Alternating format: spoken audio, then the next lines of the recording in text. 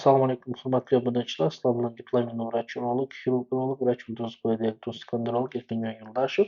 Hurmatli obunachilar, biz bugun katta operatsiyalarni qildik va bulardan bittasi jinsiy olatni katta qilish operatsiyasi.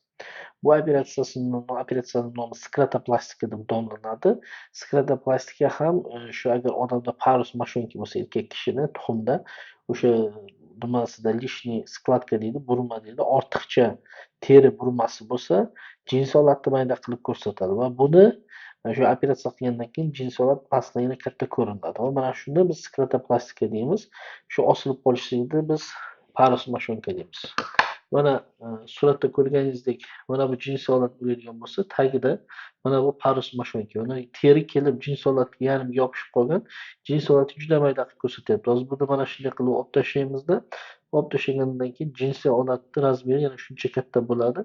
Bu noto'g'ri parus moshonka. Ya'ni buni siz uy sharoitida qanday qilib aniqlashingiz mumkin? Jinsiy olatni shunday qo'lingizga olib, o'sha tagidagi terini tortsangiz, agar bu tortilayotgan bo'lsa, mana shu skladka paydo bo'lgan bo'lsa, parus bo'lsa, bu parus moshonka bo'ladi. Bu ham jinsiy olatni juda mayda ko'rsatadi. Va mana shuni yaxshilashlikdan jinsiy olat yana katta bo'ladi. Tagidan ya'ni bu narsa polностью yo'qoladi-da, biz buni hozir do и после operatsiya ko'rsatamiz. Ya'ni bir xil bemorlarda shunaqa holat bor. Даже o'sha ligamentotomiya qilmasdan turib, jinsiy olatni katta qilsa bo'ladi. Bu esa mana shunaqa sklerotoplastika operatsiyasi. Bu operatsiyani biz klinikamizda bir necha yildan beri bajarib kelmoqdamiz. Sizda shunaqa muammo bo'lsa, oldin tekshirib, keyin bizga murojaat qilishingiz mumkin.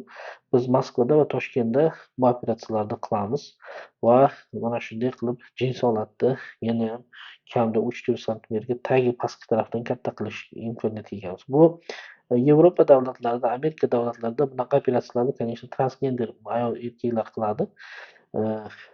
Hali o'zbekcha qilgan temadagilar. Lekin ular nima uchun bu narsani qiladi? Keyinchalik tuxumni tagidan yasashlik uchun ayol kishini jinsiy a'zosini, biz unaqa emas. Bu yerda erkak kishilarni jinsiy olatini katta qilishlik uchun qilinadigan bu operatsiya. Bunda ko'rsatma bor. Shunday qilib sklerotoplastika deb aytiladi. Qolgan holatlarda ketilmaydi. Ular esa o'sha ko'jasidan keyin ayollar jinsiy nimasini yasaydi, organlarini, bizda unday emas. Shuning uchun hurmatli obunachilar, sizlarda shunaqa muammo bo'lsa, bizga murojaat qilishlaringiz mumkin. Mana shu sklerotoplastikani, ya'ni jinsiy olatni shunday qilib katta qilish operatsiyasini, ya'ni bez ligamentini qilishimiz mumkin. Bizga obuna bo'linglar. Savollaring bo'lsa, kommentariyga yozinglar, o'qib javob beramiz. Mana bunday qilib sklerotoplastika qilinadi и savollaring bo'lsa yozib qo'yinglar. Mana shunday sizlarda bo'lsa telefon qilishlaring mumkin. Mana bu yerda administrator nomini yozamiz. Salomat bo'ling.